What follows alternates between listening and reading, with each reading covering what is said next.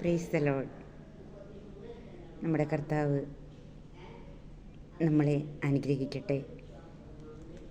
ഈശോയുടെ കൃപയും സമാധാനവും ഈ ക്രിസ്മസ് ദിനം അടുക്കുമ്പോൾ നമ്മളിലും സംജാതമാകട്ടെ എന്ന് പ്രാർത്ഥിച്ചുകൊണ്ട്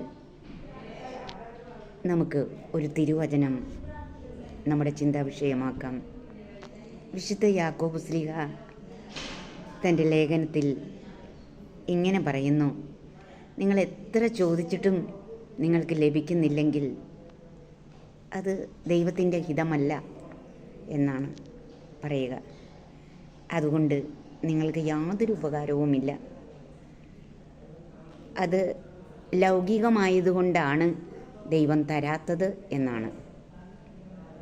ചിലപ്പോൾ അധികാരികളോട് നമ്മൾ പലപ്പോഴും ആവശ്യപ്പെട്ടിട്ടുണ്ടായിരിക്കാം, പലപ്പോഴും അവരെ ഓർമ്മിപ്പിച്ചിട്ടുണ്ടാവാം, ഇതാണ് നല്ലത്, ഇതാണ് നല്ല വഴി, നല്ല മാർഗം, നിങ്ങൾ അറിയാഞ്ഞിട്ടാണ് എന്നൊക്കെ നമ്മളവരെ ഉദ്ബോധിപ്പിച്ചിട്ടുണ്ടാവാം, പഠിപ്പിച്ചിട്ടുണ്ടാവാം, നേർവഴി കാണിച്ചു കൊടുത്തിട്ടുണ്ടാവാം. പക്ഷേ അവരിലൂടെ അത് സാധ്യതമാകുന്നില്ല. യാക്കോബ് ശ്ലീഹ ഇങ്ങനെ പറയുകയാണ്: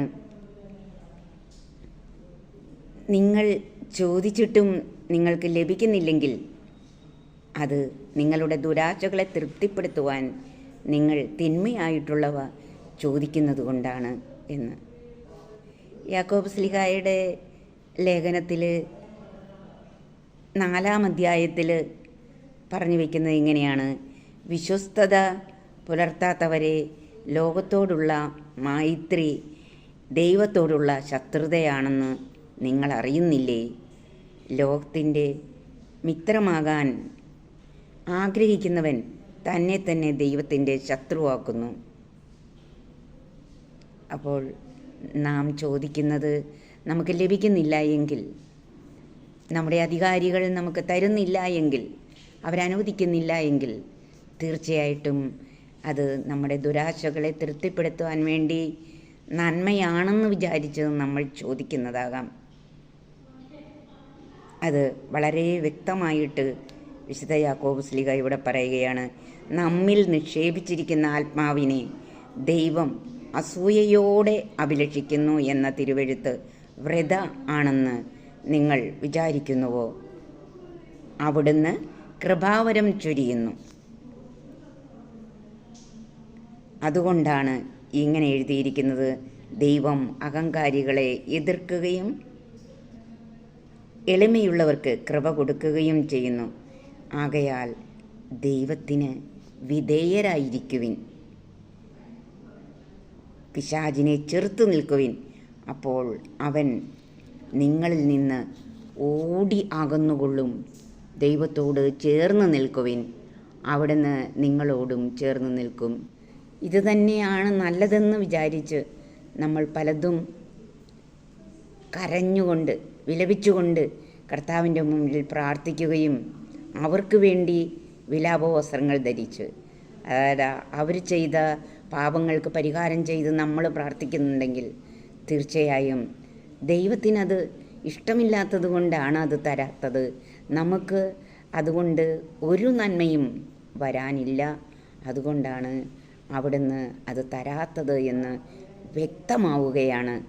അതുകൊണ്ട് ഇനി ഒരിക്കലും നാം പിടിവാശിയോടെ കർത്താവിനോട് ചോദിക്കേണ്ട. അവിടുന്ന് നന്മയായിട്ടുള്ളതാണെങ്കിൽ തീർച്ചയായിട്ടും നമ്മൾ ഇത്രയും കഷ്ടപ്പെട്ട് ഇത്രയും വേദനിച്ച് നമ്മൾ പ്രായശ്ചിത്തം എടുത്തുകൊണ്ട് പരിഹാരം ചെയ്തുകൊണ്ട് ചോദിക്കുമ്പോൾ അത് തരുമായിരുന്നു. അത് നമ്മൾക്ക് നമ്മുടെ ആത്മാവിന് ഉതകുന്നതല്ല എന്ന് അവിടുന്ന് മനസ്സിലാക്കിക്കൊണ്ടാണ് പറയുന്നത്. നിങ്ങളുടെ ഉള്ളിൽ നിക്ഷേപിച്ചിരിക്കുന്ന ആത്മാവിനെ ദൈവം അസൂയയോടെ അഭിലഷിക്കുന്നു. അതുകൊണ്ട് നമ്മുടെ ആത്മാവിനെ ദൈവത്തിന് സമർപ്പിക്കാം. ദൈവത്തിൻ്റെ ഹിതം പോലെ എല്ലാം ഭവിക്കട്ടെ.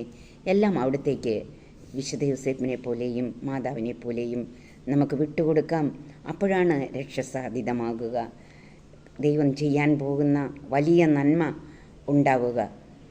അവർ അത് അനുവദിച്ചില്ലായിരുന്നുവെങ്കിൽ അവർ അതിന് ഇതാ കർത്താവേ നിൻ്റെ ദാസൻ, ഇതാ കർത്താവേ നിൻ്റെ ദാസി എന്ന് പറഞ്ഞ് ദൈവത്തിന് വിട്ടുകൊടുത്തില്ലായിരുന്നുവെങ്കിൽ ഇത്ര വലിയൊരു രക്ഷ ലോകം കാണുമായിരുന്നില്ല. അതുകൊണ്ട് ഈ ക്രിസ്മസ് കാലഘട്ടത്തിൽ നമുക്ക് നമ്മളെ തന്നെ വിട്ടുകൊടുക്കാം. ദൈവത്തിൻ്റെ ഹിതം എന്താണെന്ന് നാം മനസ്സിലാക്കി കർത്താവ് ആഗ്രഹിക്കുന്നത് നമ്മിൽ പ്രവർത്തിക്കട്ടെ. നമുക്ക് എല്ലാം വിട്ടുകൊടുത്ത് കർത്താവിൻ്റെ സ്വാതന്ത്ര്യത്തിലേക്ക് കടന്നു വരാം. ദൈവം നമ്മളെ എല്ലാവരെയും അതിനായി അനുഗ്രഹിക്കട്ടെ. Wish you A happy Christmas. Thank you.